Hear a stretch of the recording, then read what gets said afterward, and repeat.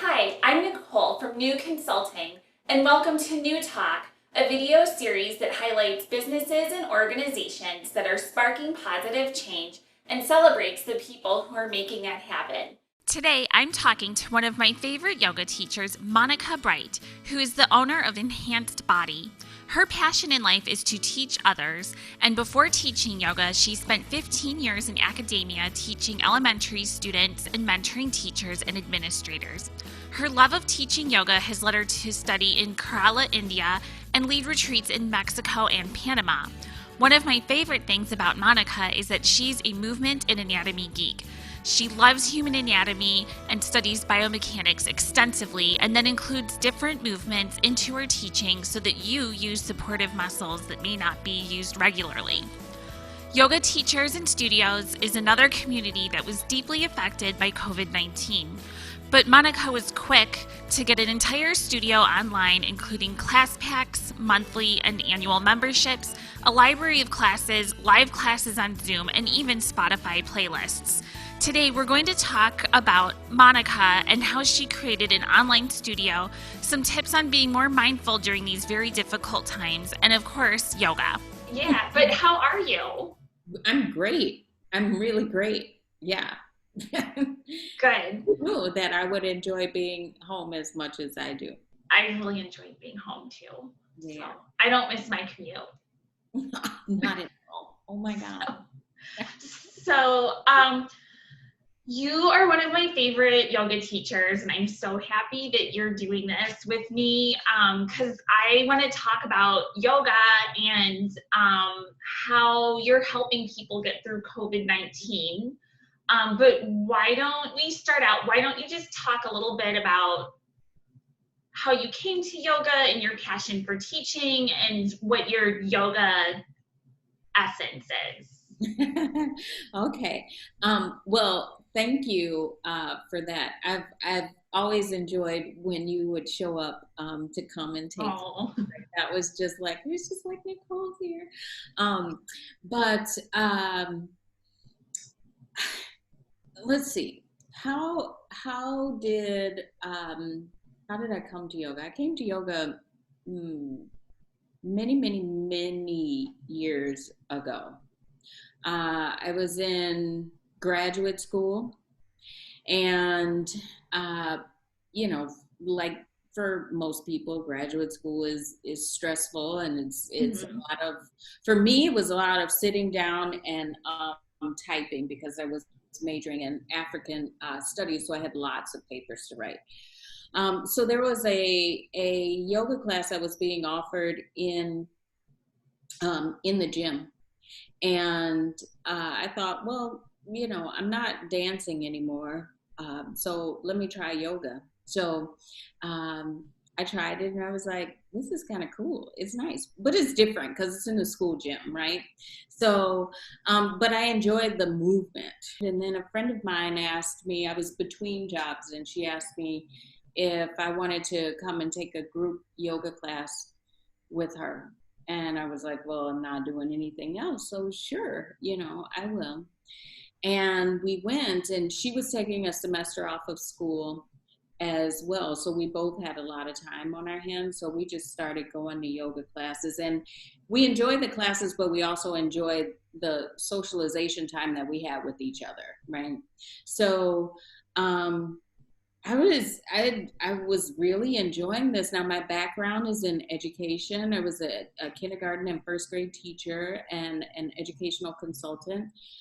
But I kind of wanted a career change, but I know that I've always been an educator, so like teaching is important for me. So unlike many people who get into yoga teacher training, like standing up in front of people was not a barrier for me. Like that wasn't a hurdle I had to cross. I was already comfortable talking to people in the front of a room. So I was like, well, I'm not scared of that. So there's nothing that tells me that I shouldn't do it. So I jumped in and I loved it. And from the start, I knew I wanted to teach yoga. And I think it was it pulled a little from my background of being an educator, right? And so my classes, to speak to your point, my classes, I always feel like this is more than we're just moving around on the mat. It's a chance for me to teach people about their bodies. And so, I dove into anatomy and learning about anatomy, Mm-hmm. like in the And beginning. that's what I love about your classes is you're so good at mixing in science and anatomy with the spiritual side of yoga. Yeah, so I was fortunate in my yoga teacher training. We had an opportunity to visit a cadaver lab, and it wasn't mandatory. It was totally up to us. And at first, I was thinking, do I want to do that? And then I thought, well, when will I have this chance to do it? A chance to do it again? And so I said, well, I'll just go and I'll just look. And then when I was there, I was fascinated, and then I was like, well, I want to touch, and I want to see what it's like, and from then, I just really just went straight down the rabbit hole. I was just so curious about bodies and movement, and coming from a dance background, I mean, I already had some knowledge of that, but it's not like I studied anatomy or physiology in college. That was not my background at all. And so it kind of opened up this whole new world for me that I was just like really, really interested in. And so I just kept on with more and more workshops on anatomy and movement. And initially, I was taking uh, continuing education for like yoga teachers. And then I got to a point where it was like, this isn't really serving me, like I want more. So I branched out and just started taking courses and workshops that were on movement, not necessarily yoga, but just like moving. And so different disciplines as well. And that really had informed my teaching. So, COVID 19, we were all locked down in March. And was it a month later that you had an online studio going? It was really less than a month. It was probably about 3 weeks. Okay. Yeah. So I was impressed because I feel like everyone was still scrambling to figure out what they were doing. And you had everything up and running and a membership pass and whatnot. So talk about how you went about creating the content and got it online and marketed it to everyone on the internet. Right. So this idea of having an online studio was not a oh my gosh, let me scramble and figure out something to do now that we're all at home idea. This has been an idea that's been brewing for years. I would say at least 6, 7 years I've been thinking about it. And I came to it because I had some students in the past who were regular students, but they were going to move out of Chicago. And when they did, they were like, oh, we wish we could take you with us, or we wish that we could, you had some videos online that we could still practice. And so when they said that to me, in the back of my mind, I was like, that's interesting. I would love to be able to offer that because first of all, I love them as students. They were they were boyfriend, girlfriend. They got engaged while they were students, and now they're married. And I loved them so much, and I always wanted to keep in touch with them. The other thing is, and anybody who runs retreats knows this, that some people that come on retreat with you, they know you, but then there are some people that you just meet for the first time on retreat, right? And so I met a few people from California and Canada, Toronto specifically, who loved classes during the retreat, and they said, we don't have any teachers at home that teach like you. So again, that was another like, I'm touching people that don't live in Chicago and they still want to have a connection with me.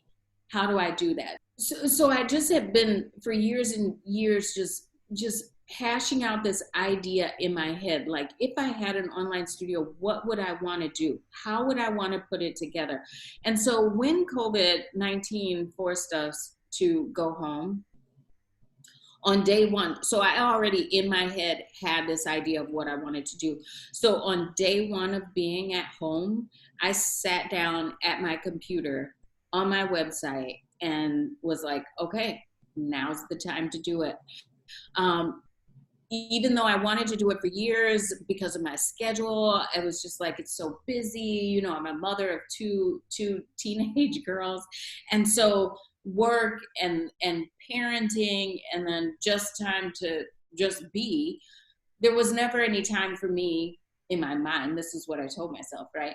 There wasn't time for me to sit down and do this. But now that I was forced to do it because I was forced to stay at home, I was like, there's no more excuses. I can do this. Teaching live classes was like a little bit on the back burner. So I came in and taught live classes about 2.5, 3 weeks after. But I, like you said, I had everything already set up on my website so that it wasn't just a one-off class that you were taking, right? And I had the ability, so if people wanted to buy a 5-class pack, or if they wanted to buy a 10-class pack, just like a normal like physical yoga studio, they could do that, right? And then it also, gave people buy-in, right? They're like, I spent money for a 10-class pack. I should show up to class, What surprised you while getting everything up online? That's a great question. What surprised me the most was that I could figure it out. And it's crazy because for years I was just like, technology will not work out for me. It's just like every time I try to do something, something goes wrong and then it doesn't work out. And what I realized when I was putting all this stuff together was the stuff will work out if you have the time to sit down and figure it out, right? So now again, like I had the time to sit down, and if I had a question about something, I could start a chat, with my host. Or I could search YouTube and Google for the answers that I wanted, which I didn't have that time before because it was like, oh, I got to run, I got to go teach a class, So I think what surprised me the most was that it was easier than I thought that it was going to be. And I don't know that I realized before I did this how much I would enjoy it. So this year is just unprecedented on so many different levels. So can you talk a little bit about staying mindful and calm? Or I say, like, we're all on the Corona coaster. Like there's ups, there's downs, like it's not, but how can we get through like the lows of the Corona coaster? What's your advice for that? Yeah, that's a great question, Nicole, because it's different for everybody, right? Mm-hmm. And although you and I, we both really love being at home, there are other people that are like, oh, this is driving me crazy and I need to be outside and I need to be doing things and being around people and all of that. So I get it. It's different in how we all experience this year. Mm-hmm. I would just say 2020 because it's crazy.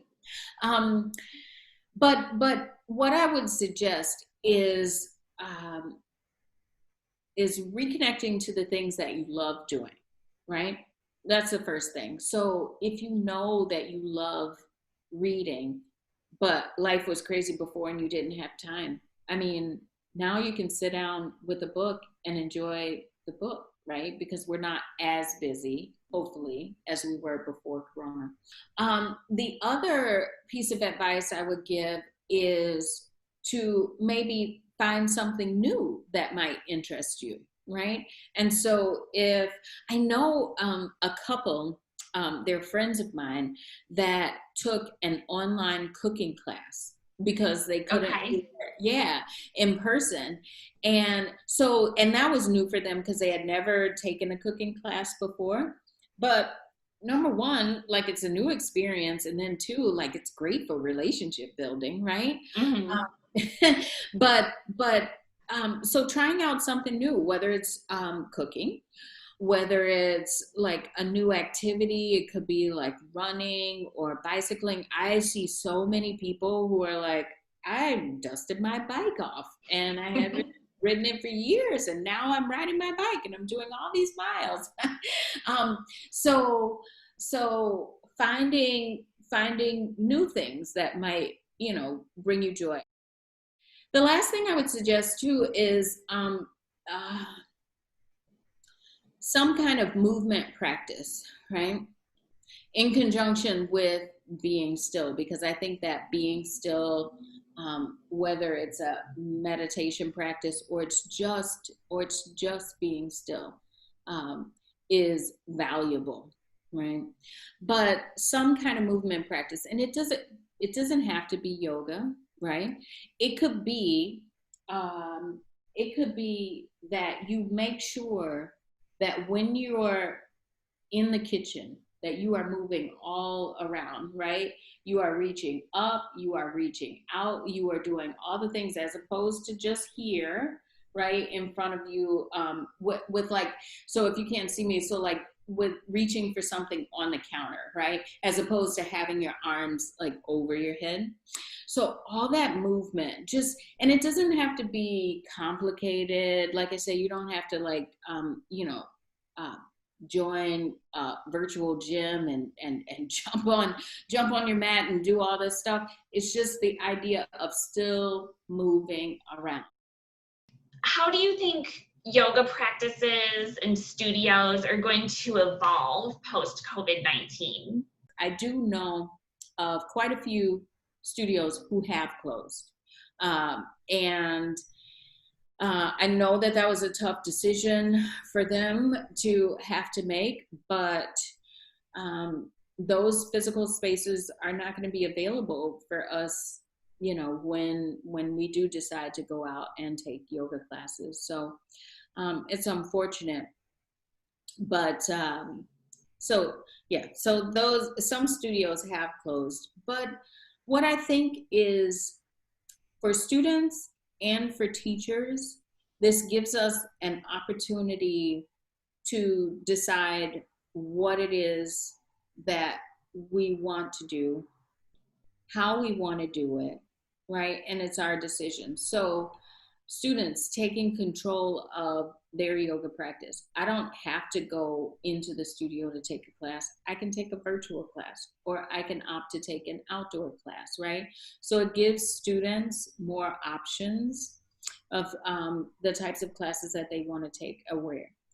For teachers, and I think this is a big one, and I'll share an experience that I had. So when COVID hit, we were all sent home, right? And so the schedules that we had were kind of like, okay, that's no more, right? So I taught from Saturday to Tuesday, okay, and then the rest of Wednesday, Thursday, Friday, my days off. Um, but when COVID hit, like that schedule was just like out the door. That's not my teaching schedule anymore, right? So now I and other teachers as well, when they started teaching online, they get to choose. Do I want to be a weekend um, teacher, or would I rather just be a weekday teacher? How do I want to build my own schedule, because I'm not teaching for studios right now? Mhm. So it gives teachers the power to create their own schedules that work for their lives, which is fantastic. Well, thank you so much for chatting with us. If people want to come check out your studio online, where can they go? Okay, so my website is enhanced-body.com. Thank you for watching New Talk. You can learn more about working with New Consulting on marketing, growth, customer service, and management by visiting newconsultingfirm.com. That's newconsultingfirm.com. See you next time.